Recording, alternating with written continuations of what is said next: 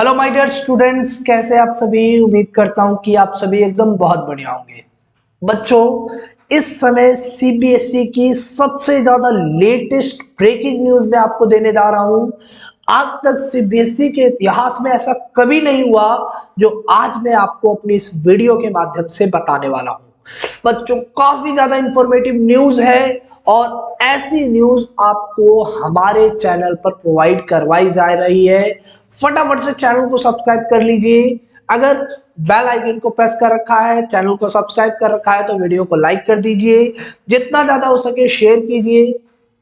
बच्चों, step wise marking chart CBSE के द्वारा रिलीज कर दिया गया है। पहले मैं आपको समझा देता हूं स्टेप वाइज मार्किंग चार्ट्स होता क्या है। बच्चों, ये हिंदुस्तान न्यूज का वेब पोर्टल है और इस वेब पोर्टल पर एक न्यूज प्रकाशित हुई है और इस न्यूज में step wise marking charts for new pattern CBSE class 10 and 12 board paper provided.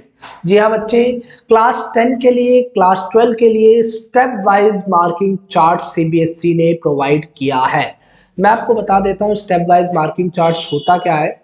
देखिए बच्चे, अगर एक 5 मार्क्स का क्वेश्चन है और आप उस 5 मार्क्स के क्वेश्चन को कर रहे हैं, तो सीबीएसई के जो चेकर्स हैं, एग्जाम चेकर्स हैं, वो आपको उस 5 मार्क्स के प्रश्न में पूरे पूरे 5 मार्क्स कैसे देंगे, यही है स्टेप वाइज मार्किंग चार्ट्स।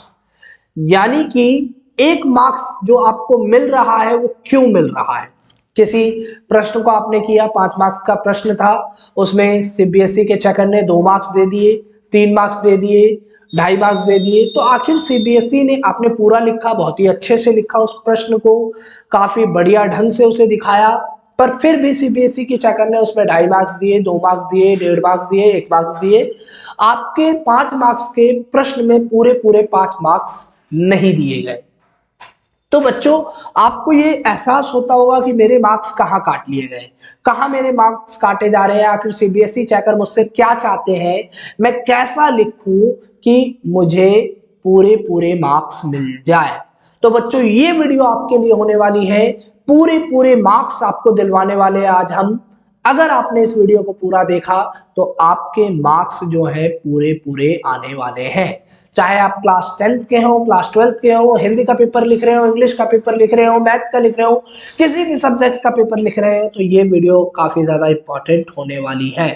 पहली चीज तो जो सीबीएसई ने इस बार का पैटर्न लिया है, 25% ऑब्जेक्टिव एंड 75% सब्जेक्टिव पेपर के साथ, ये बताया जा रहा है 16 सितंबर को रिलीज किया गया ऑफिशियल सैंपल पेपर। और उसी सैंपल पेपर के बिहाफ पर इस बार का, आपके नए पैटर्न के बिहाफ पर, आपका जो एग्जामिनर जो है क्वेश्चन पेपर सेट करने वाला है। जी हाँ बच्चे, काफी ज्यादा इंपॉर्टेंट न्यूज है, तो इस पूरी न्यूज को काफी ध्यान से देखिएगा और हम आपको समझाएंगे कि किस तरीके से आपको पूरे पूरे मार्क्स मिलेंगे। बच्चे, स्टेप वाइज मार्किंग चार्ट्स को समझने के लिए आपको ये पता होना चाहिए कि स्टेप वाइज मार्किंग चार्ट जो है वो 25% और 75% के बेसिस पर इस बार आने वाला है।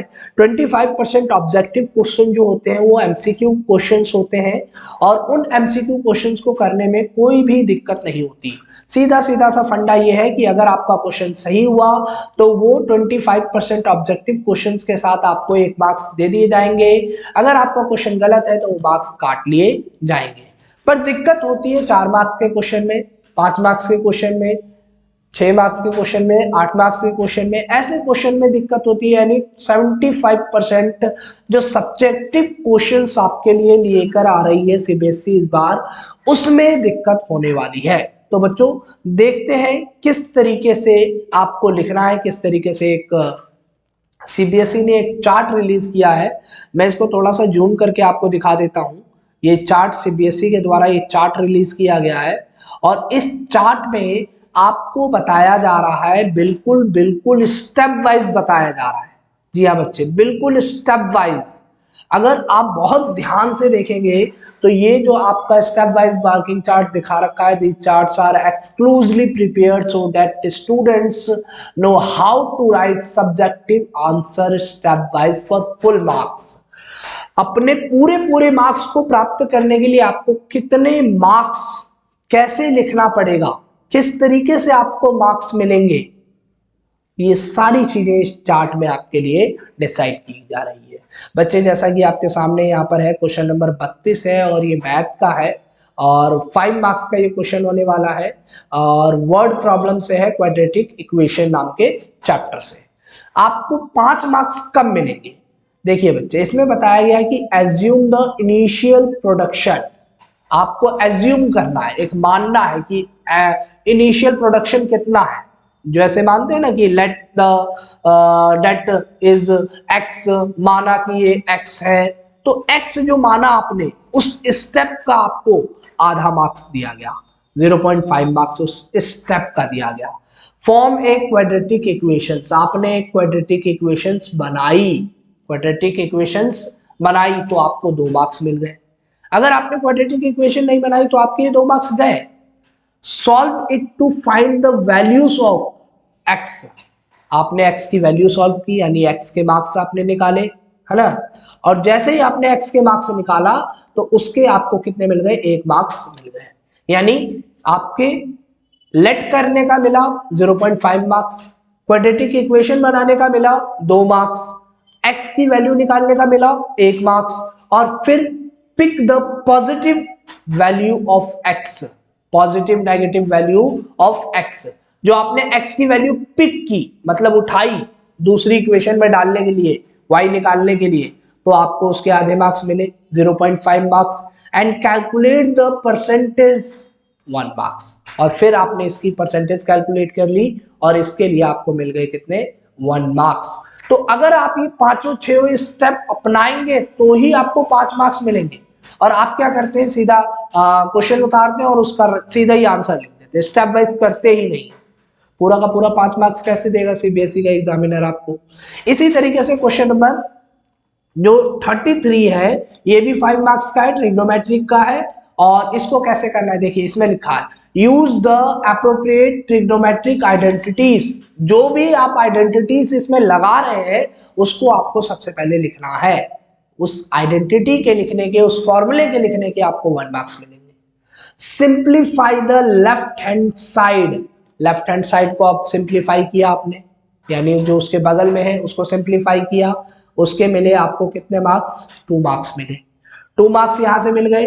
Apply deduction of trigonometric identities, आपने कोई आइडेंटिटीज फिर से अप्लाई की तो आपको इसके 1 मार्क्स मिल गए। एक और आइडेंटिटी की और फिर आपने उसको प्रूव कर दिया कि वो इक्वल है किसके? राइट हैंड साइड के, तो वो हो गया उसके 1 मार्क्स। इस तरीके से कर करके आपको क्या मिले? 5 मार्क्स मिले। तो बच्चे बहुत ध्यान से आपको अपना सैंपल पेपर लिखना है, अपना पेपर लिखना है, सारी आइडेंटिटीज को वहां लिखना है। जो भी आप क्वेश्चन कर रहे हैं उसमें सारी चीजें लिखनी है। जैसे कि आपका क्वेश्चन नंबर 34 है, 5 मार्क्स का है, सरफेस एरिया से रिलेटेड ये क्वेश्चन आएगा आपका। इसमें क्या कहा गया? Right volumes and radius of cone and cylinder. आपको right the volume and radius of cone, है ना। इसका वॉल्यूम का फॉर्मूला लिखना है एंड रेडियस ऑफ कोन लिखना है। वॉल्यूम का फॉर्मूला 1 मार्क्स मिलेगा। कैलकुलेट करना है वॉल्यूम ऑफ बिल्डिंग, है ना। इस बिल्डिंग का वॉल्यूम निकालना है आपको, इस सिलेंडर का वॉल्यूम निकालना है। 2 मार्क्स कैलकुलेट हो गया। Calculate the outer surface area, outer surface निकालने का आपको 2 मार्क्स मिल गया। अगर आपने इसमें से किसी एक चीज को भी नहीं किया तो उसके मार्क्स आपके काट लिए जाएंगे। अगर मान लीजिए आपने आउटर सरफेस एरिया नहीं निकाला तो 2 मार्क्स कट हो गए। अगर आपने उसका फॉर्मूला नहीं लिखा तो 1 मार्क्स उसके कट हो गए। तो बच्चे स्टेप वाइज मार्किंग जो है वो काफी ज्यादा जरूरी है।